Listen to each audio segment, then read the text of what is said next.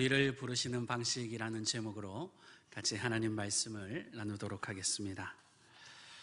오늘 본문을 보면 하나님께서 모세를 부르시는 장면이 나옵니다. 모세는 장인의 집에 얹혀 살면서 거기서 장인의 가업을 물려받게 됩니다. 그가 물려받은 가업은 바로 양을 치는 일이었습니다. 모세는 장인의 집에 들어갈 때에 40세였는데 거기서 40년을 양을 쳤습니다. 오늘 본문 당시 이 모세의 나이는 바로 80세였습니다. 어느 날 모세가 양을 몰고 호렙산으로 가게 됩니다.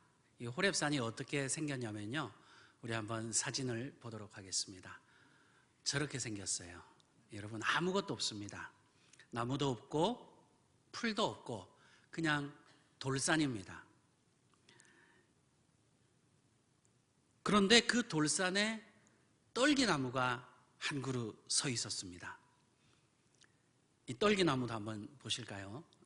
저렇게 생겼습니다. 이렇게 크지는 않고요, 저렇게 수양버들처럼 이렇게 내려왔죠. 여러분 생각해 보십시오. 그 황량한 그 돌밖에 없는 그 산에 저 떨기나무 한 그루가 있으니 얼마나 눈에 잘 띄겠습니까? 그런데 그 떨기나무에 불이 붙었어요.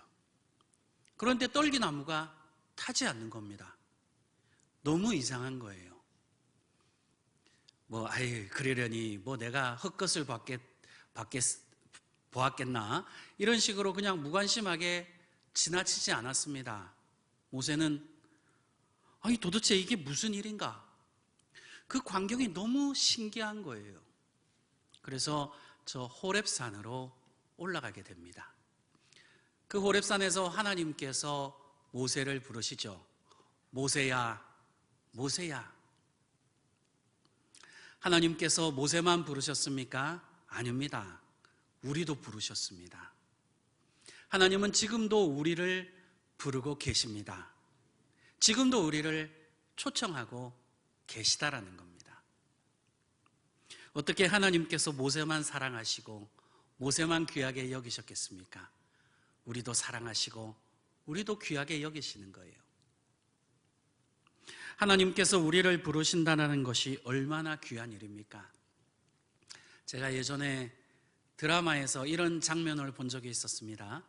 남자 주인공이 집에 앉아 있는데 친구에게서 전화가 왔어요. 그래서 전화를 딱 받으니까, 야, 뭐하냐? 나와서 술이라도 한잔하자. 그래서 그 주인공이 나가서 술을 마시는 장면이 나왔습니다. 제가 그것을 보면서 마음에 한 감동이 올라왔어요. 누가 나를 부르느냐가 이렇게 중요한 거구나. 술 친구가 나를 부르면 술을 마시게 되어 있습니다. 밥 친구가 나를 부르면 밥을 먹게 되어 있죠. 하지만 예수께서 우리를 부르시면 우리는 생명의 떡 대신 예수의 살을 먹게 될 줄 믿습니다. 예수께서 우리의 이름을 부르시면 우리는 영원한 생명을 주시는 예수 그리스도의 피를 마시게 될 줄 믿습니다. 누가 나를 부르느냐가 중요합니다. 우리가 왜 하나님의 사랑을 받고 있습니까? 우리가 왜 구원을 받았습니까? 우리가 왜 이곳에, 이 교회에 앉아서 예배를 드리고 있습니까? 누가 불렀기 때문입니다. 누가 우리를 부르셨습니까? 예수께서 우리를 부르셨기 때문에 우리가 이곳에 앉아 있는 줄로 믿습니다. 사람이 수천 번, 수만 번 불러봐야 아무 소용없습니다. 사람이 불러봐야 거기는 구원이 없습니다. 생명이 없습니다. 하지만 예수께서 부르시는 그곳에는 구원이 있습니다. 예수께서 우리를 초청하시는 그곳에 하나님의 나라가 있습니다. 그러니까 누가 부르느냐, 이것이 정말 중요하다라는 겁니다. 어떤 분은 주일날 교회에서 나오는 분들이 얼굴이 너무 환해서 교회를 나오게 되었다라는 분도 있고요. 어떤 분은 교회에서 선물을 준다고 해서 그 크리스마스에 그 어린 나이에 와서 사탕 받아먹고 과자 받아먹고 하다가 예수 믿고 구원받았다라는 사람도 있습니다. 또 어떤 분은 아내 등살에 못 이겨서 교회를 나왔다가 예수를 믿었다는 분도 있습니다. 우리가 볼 때에 다른 사람이 우리를 부른 것 같이 보이고 내 발로 교회에 나온 것 같이 보이지만 사실은 그 뒷배경에는 예수님의 부르심이 있었다라는 겁니다. 성령께서 우리를 이 교회로 예수 그리스도의 십자가 앞으로 우리를 불러주신 것입니다. 우리가 예수님을 부른 것이 아니죠. 예수께서 우리를 불러주셨습니다. 예수께서 우리를 불러주지 않으시면 우리는 망할 수밖에 없습니다. 패할 수밖에 없습니다. 그러나 예수께서 우리를 불러주시면 우리는 예수의 이름으로 승리하게 될 줄 믿습니다. 우리는 예수님의 은혜로 하늘의 축복을 누리게 될 줄 믿습니다. 오늘 본문을 통해서 하나님께서 우리를 어떻게 부르시는지 같이 은혜를 나누고자 합니다. 첫째로 하나님은 삶의 현장에서 우리를 부르신다라는 겁니다. 하나님께서 모세를 부르실 때가 언제였습니까? 예배 드릴 때가 아니었습니다. 성전에서 모세를 부르신 것이 아닙니다. 모세가 광야에 있었을 때입니다. 모세가 양을 치고 있었을 때입니다. 즉 모세가 살아가는 그 삶의 현장을 하나님께서 찾아오셔서 그를 불러주셨습니다. 예수님께서 태어나실 때 천사들이 어디로 가서 성탄의 소식을 전했습니까? 성전에 가서 전했습니까? 회당으로 가서 천사들이 성탄의 소식을 전했습니까? 아니죠. 목자들이 양을 치고 있는 그 들판으로 가서 성탄의 소식을 전했습니다. 목자들의 그 삶의 자리, 목자들이 살아가고 있는 그 삶의 현장을 찾아와서 성탄의 소식이 전해졌다라는 겁니다. 예수님께서 제자들을 어디에서 부르셨습니까? 성전에서 제사장을 부르셨습니까? 아니죠. 예수님께서 회당에 가서 서기관들을 부르셨습니까? 아닙니다. 예수님께서는 갈릴리 바다로 나가셨습니다. 거기서 제자들이 물고기를 잡고 있는 그 삶의 현장으로 직접 찾아가셔서 제자들을 부르셨습니다. 마가복음 1장 16절 말씀입니다. 갈릴리 해변으로 지나가시다가 시몬과 그 형제 안드레가 바다에 금을 던지는 것을 보시니 그들은 어부라. 예수님은 제자들을 부르실 때 갈릴리 해변에서 부르셨어요. 이게 참 중요한 말씀입니다. 예수님께서 어디에서 마태를 부르신 줄 아십니까? 마태가 성전에서 기도할 때 부르셨나요? 아닙니다. 마태가 세관에서 일을 하고 있을 때 부르셨습니다. 마태복음 9장 9절입니다. 예수께서 그곳을 떠나 지나가시다가 마태라 하는 사람이 세관에 앉아 있는 것을 보시고 이르시되 나를 따르라 하시니 일어나 따르니라.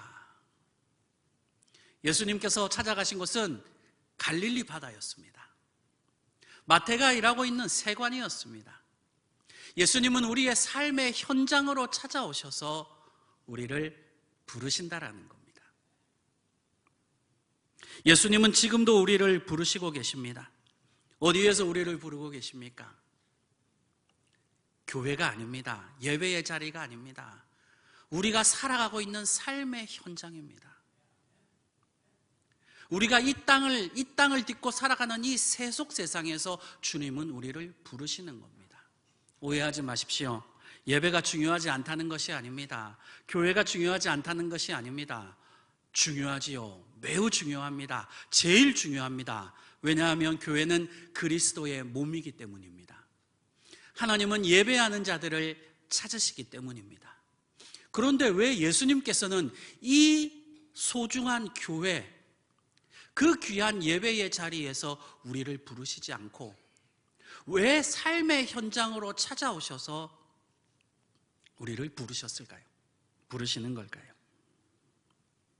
왜냐하면 교회는 우리 믿음을 검증하는 자리가 아니라 훈련의 자리이기 때문입니다.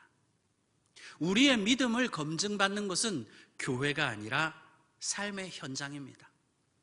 세속 세상입니다. 우리는 교회에서 믿음을 훈련받습니다.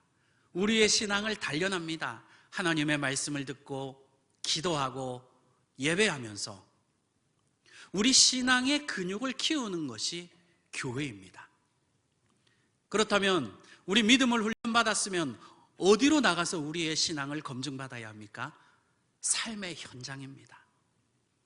내 가정, 내 직장, 내가 사는 그 마을, 그곳에서 우리의 믿음을 확증받아야 한다라는 겁니다.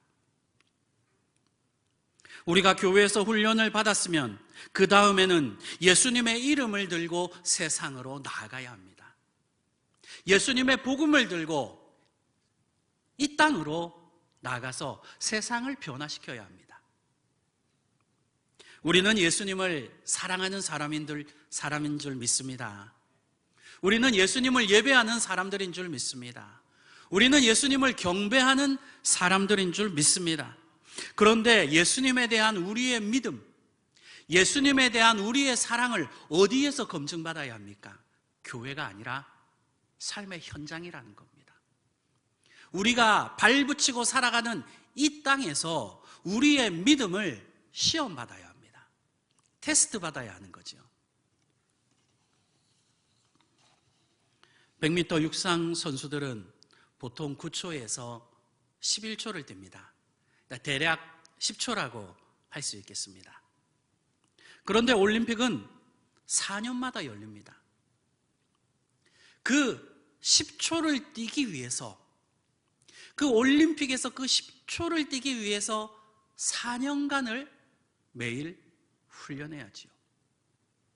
여러분, 그런데 죽어라 4년 동안 훈련을 하고 올림픽에 나가지 못한다면 그 훈련이 무슨 의미가 있겠습니까? 아무 의미가 없는 거예요. 내가 육상 선수로서 100m 선수로서 열심히 훈련을 받았으면 경기장에서 그 실력을 검증받아야 합니다. 우리가 이 하나님의 교회에서, 그리스도의 몸된 교회에서 우리의 신앙을 훈련받았으면 세상으로 나가서 우리의 믿음을 검증받아야 한다는 겁니다. 성도가 가정으로 돌아가지 않고 교회에서 예배만 드리고 있으면 어떻게 합니까? 큰일 나지요. 성도가 교회에서 기도만 하고 직장으로 나가지 않으면 어떻게 합니까?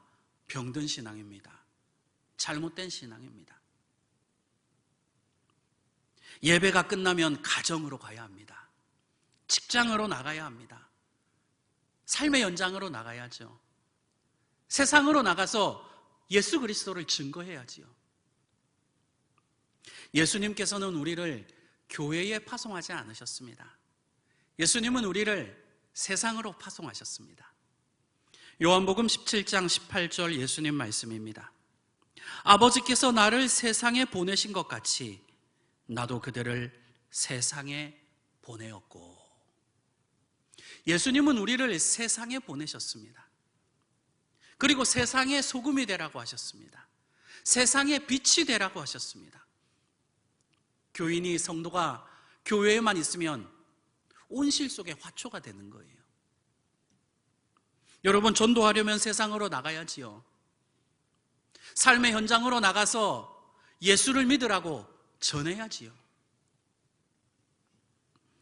마태복음 17장에 이런 기록이 나옵니다. 예수님께서 베드로와 야고보와 요한을 데리고 산으로 올라가셨습니다. 이제 변화산이라고 하죠. 그곳에서 예수님께서 모습이 변화되셨어요. 사람이 감히 눈을 뜨고 볼 수 없을 정도로 환한 빛이 예수님에게서 비추시는 거예요. 그리고 모세와 엘리야가 내려와서 예수님께 수종 들고 예수님과 대화를 나누는 장면이 나옵니다. 아마 천국에 있던 일들을 예수님께 보고했던 자리인 것 같아요. 베드로가 그 모습을 보고 황홀경에 빠졌습니다. 횡설수설하면서 이렇게 말했습니다. 예수님, 우리가 여기 초막 셋을 짓고 여기서 기도만 하면서 사는 것은 어떻겠습니까? 예수님께서 어떻게 반응하셨습니까? 대꾸를 안 하세요. 무시하십니다. 그리고 제자들을 데리고 산에서 내려가셨어요. 중요한 메시지가 있습니다. 여러분, 12사도들이 산에다가 초막을 짓고 내려오지 않고 산에서 기도만 하고 있으면 어떻게 됩니까? 안 되지요. 빨리 이 땅에 내려와서 예수 그리스도를 증거해야 합니다. 빨리 이 세상으로 내려와서 예수 그리스도의 진리 되심을 선포해야지요. 빨리 삶의 현장으로 나아가서 사람들의 가슴 속에 예수 그리스도를 충만히 심어야지요. 그것이 12사도의 사명입니다. 아니, 사도들이 산에다 초막을 짓고 기도만 하면 어찌 사도라고 할 수 있겠습니까? 여러분, 예수님께서 산에 가 계셨습니까? 아닙니다. 복음을 어디 가서 전하셨습니까? 마을마다 찾아가서 그들의 살고 있는 삶의 현장을 찾아가서 진리의 말씀을 전하셨습니다. 그래서 절은 산속에서 짓고 교회는 사람들이 모여 사는 곳에 짓는 거예요. 그게 맞는 거예요. 교회가 산으로 들어가면 그게 수도원 운동이죠. 어떻게 됐습니까? 수도원 다 타락했어요. 여러분, 수도원 보면 수도사님들이 기도만 하는 것 같고 경건하게 보이지요. 기독교 역사를 보면요, 수도원이 다 타락했습니다. 물질 만능주의, 황금 만능주의에 빠지고 수도사들이 성적인 타락에 빠지고, 하나님은, 예수님은 그런 걸 원하지 않으셨어요. 예수님은 제자들에게 산에서 빨리 내려와서 사람들이 살아가고 있는 그 삶의 현장으로, 저 세속의 땅으로 가서 예수 그리스도를 전하라고 하셨습니다. 신학교를 다니면, 저는 정말 신학교를 참 재밌게 다녔어요. 행복했습니다. 왜냐하면 신학교 가서 성경 공부하고 신학만 공부하니까 얼마나 재밌습니까? 신학교를 졸업하고 싶지 않았어요. 근데 목사가 신학교에만 있으면 어떡합니까? 빨리 목회 현장으로 나가야지요.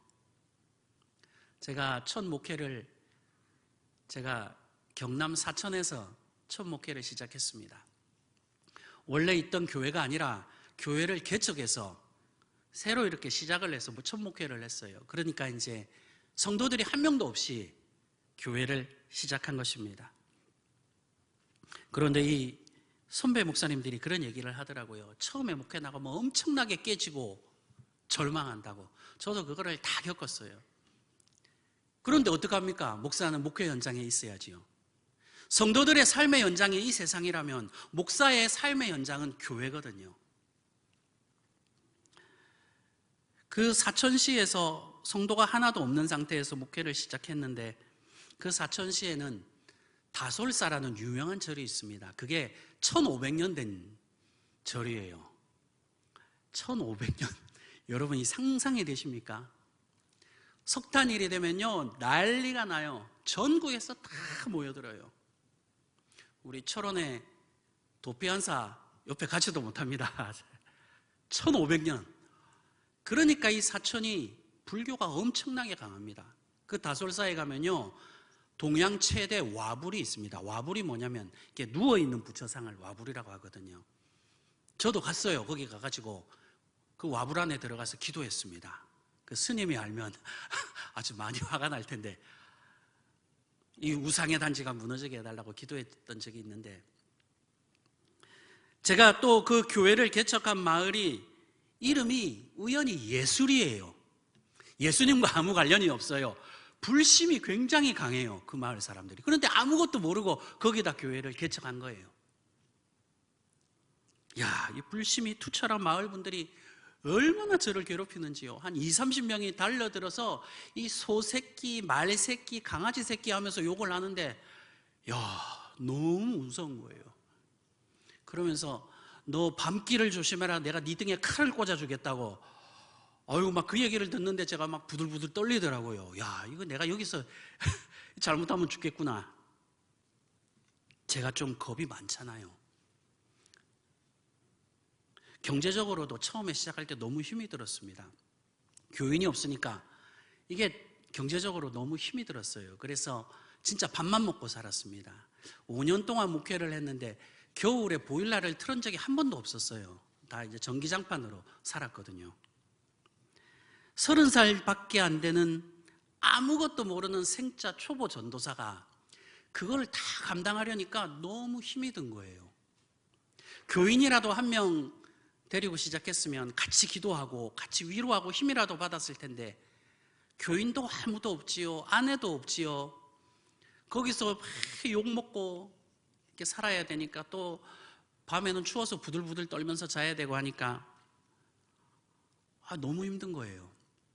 제가 뭐 능력이 있는 목사라서 사탄아 물러가라 이랬으면 좋겠는데 제가 또 평범한 목사거든요. 저는 보통 목사거든요. 밤에 이렇게 잠자리에 누우면 눈에서 눈물이 주르르 흐르는 거예요. 내가 여기서 왜 이 꼴을 당해야 하나. 그래서 하나님 앞에 가자마자 이렇게 기도했어요. 하나님, 저 좀 도망가게 해주세요. 너무 도망가고 싶은 거예요. 그런데 하나님이 도망갈 교회를 안 열어주시더라고요. 목사가 어떻게 갈 교회가 있어야 도망가지요. 그 교회 내버리고 갈 수 없고, 목사가 목회를 안 할 수 없잖아요. 목사는 목회 현장에 있어야 되잖아요. 거기서는 너무 힘들어서 정말 예수님 한 분만 바라보고 살았습니다. 왜냐하면 다른 생각을 할 수 없었어요. 너무 괴로워서 한눈을 팔 수가 없었습니다.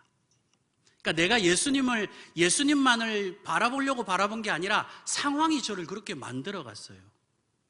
거기서는 정말 예수님 한 분만을 붙잡았습니다. 예수님 한 분만을 사랑했어요. 예수님이 아니면 거기서 한순간도 있고 싶지가 않더라고요. 예수님이 아니면 거기서 하루라도 있고 싶지 않았습니다. 너무 괴롭더라고요. 마을 사람들이 제가 마을을 지나가기라도 하면 사람들이 달려들면서 쌍욕을 해요. 야, 난 30년 넘어서 그런 욕은 처음 들어봤어요. 온갖 욕을 다 해요. 그런데 제가 참으려고 참은 게 아니라 제가 겁이 나서 아무 말도 안 하고 있었거든요. 시간이 많이 흐른 후에 마을 사람 몇 분이 저한테 와서 그러는 거예요. 목사님 그때 잘 참으셨습니다. 목사님 훌륭하십니다. 내가 보니까 진짜 목사네요.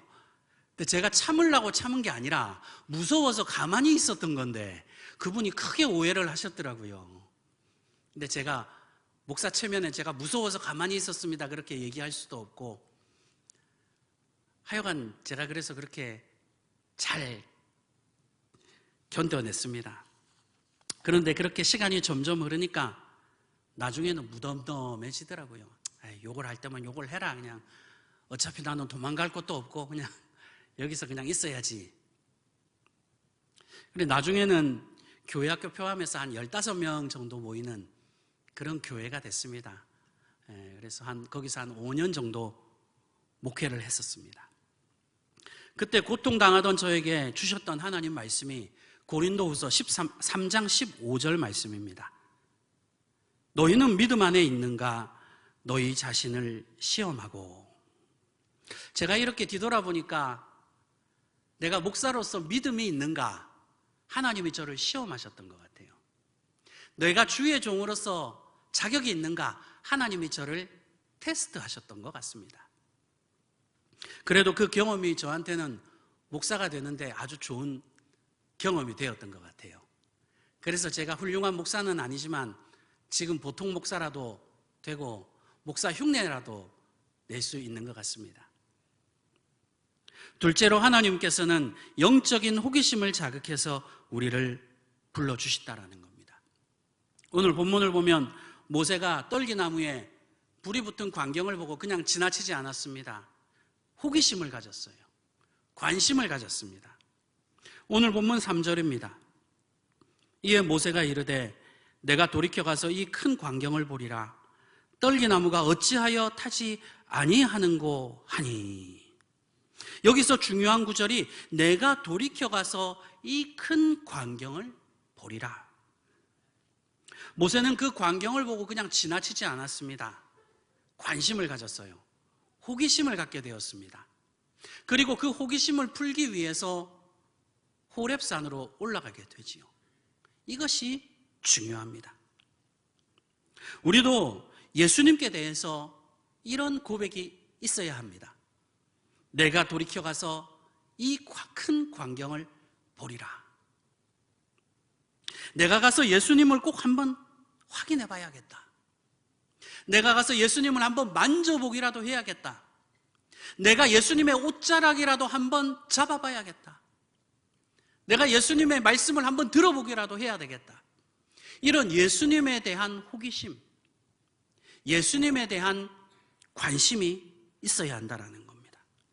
이런 호기심은 인간적인 궁금증을 풀기 위한 호기심이 아닙니다. 성령께서 주시는 거룩한 호기심입니다. 성령께서 주시는 영적인 호기심이죠. 성령께서 우리에게 호기심을 주면요, 자원하는 마음이 생깁니다. 자기 스스로 알아서 믿음 생활을 합니다.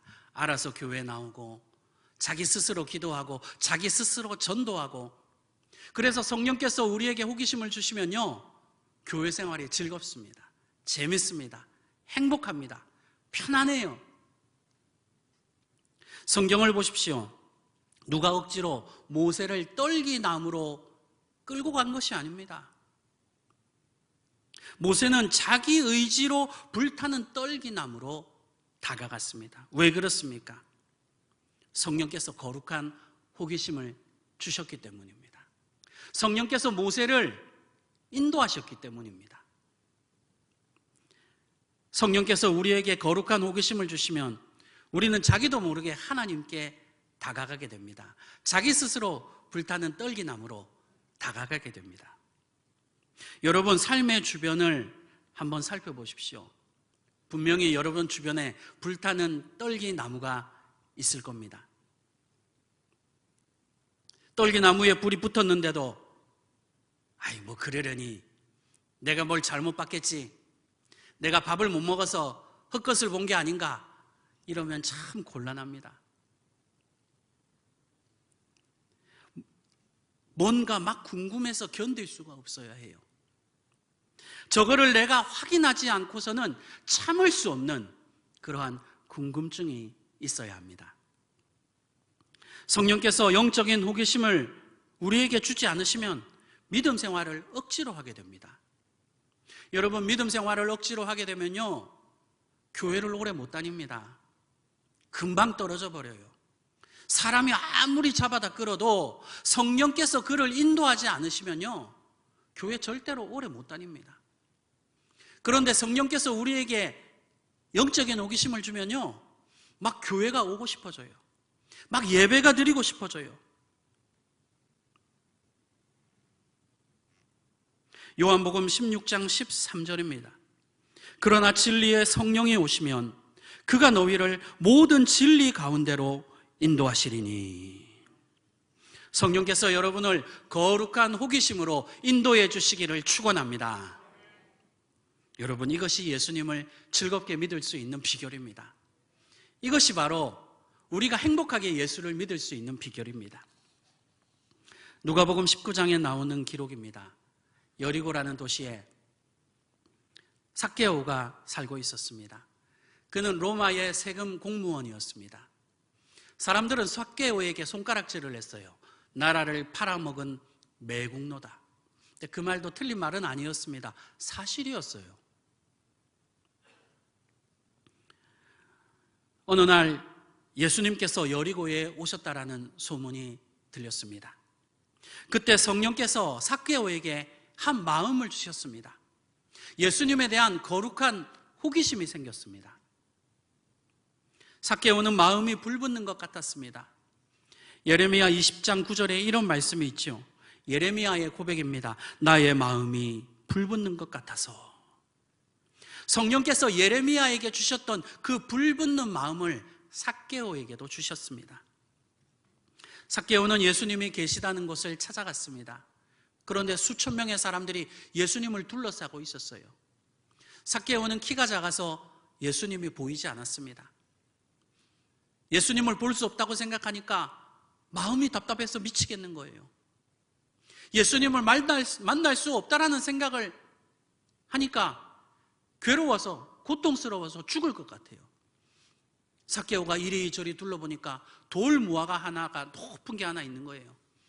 그래서 삭개오는 예수님을 보려고 그 예수님에 대한 호기심을 가지고 돌 무화과 나무로 올라갑니다. 사람들은 삭개오를 보고 손가락질을 했어요. 저 나라를 팔아먹은 매국노가 여기가 어디라고 얼굴을 내미는가? 여러분, 사람들이 좀 수군거리면 어떻습니까? 사람들이 좀 손가락질하면 어떻습니까? 지금 내가 예수님을 만나야 되는데 자존심이 뭐가 중요합니까? 내가 지금 예수님을 뵈야 되는데 그깟 좀 수치스러움 좀 당하면 어떻습니까? 그렇게 삭개오는 예수님을 만나게 되지요. 그래서 성경에 기록되는 그런 큰 축복을 받았습니다. 성경은 당시 삭개오의 호기심에 대해서 이렇게 기록하고 있습니다. 누가복음 19장 3절입니다. 그가 예수께서 어떠한 사람인가 하여 보고자 하되. 삭개오는 예수님에 대한 궁금증이 생겼어요. 호기심이 생겼습니다. 예수님은 어떤 분이실까? 예수님은 어떻게 생기셨을까? 예수님께서는 어떤 말씀을 하실까? 예수님이 왜 이곳 여리고에 오셨을까? 성령께서 삭개오에게 궁금증을 넣어주셨다는 겁니다. 이것은 모두 성령님의 역사였습니다. 성령께서는 우리에게 예수님에 대한 호기심을 자극하십니다. 성령께서는 우리에게 예수님에 대한 궁금증을 불러일으키게 하십니다. 예수께서 어떠한 사람인가 하여 보고자 하네. 예수님이 도대체 어떤 분이실까? 내가 직접 가서 한번 예수님을 만나봐야지. 예수님께서 왜 그런 말씀을 하셨을까? 내가 직접 가서 주님의 말씀을 들어야지. 예수께서 왜 그런 행동을 하셨을까? 내가 가서 한번 물어봐야겠다. 여러분, 예수님에 대한 호기심이 충만하시기를 축원합니다. 예수님에 대한 거룩한 궁금증이 차고 흔들어 넘치시기를 주님의 이름으로 축원합니다. 말씀을 정리하고 마치겠습니다. 하나님은 우리를 불러주셨습니다. 어떻게 부르셨습니까? 첫째, 삶의 현장에서 우리를 불러주셨습니다. 우리가 숨쉬고 있는 이 땅, 내가 살아가는 이곳에서 우리를 불러주셨습니다. 둘째로, 성령님은 우리의 영적인 호기심을 자극해서 우리 스스로 하나님 앞에 나오게 하십니다. 이와 같은 부르심의 은혜가 여러분 가운데 충만하시기를 주님의 이름으로 간절히 축원합니다. 기도하겠습니다.